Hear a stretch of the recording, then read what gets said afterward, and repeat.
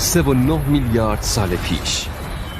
اکنون تحت حمله بقایای حاصل از تشکیل منظومه شمسی قرار داریم.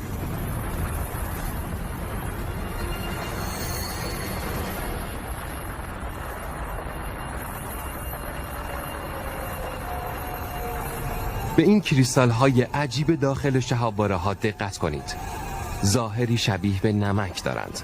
همان نمکی که روی سیب زمینی سرخ شده میپاشید. داخل اینها قطرات کوچکی از آب هم وجود دارد.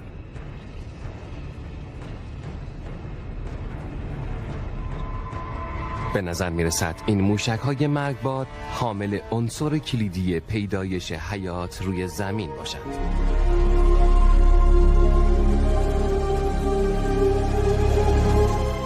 تنها مقدار بسیار کمی آب داخل هر شهاب‌باره وجود دارد، اما بمباران زمین توسط آنها طی مدت بیش از 20 میلیون سال ایجاد حجم قابل توجهی از آب را در پی دارد.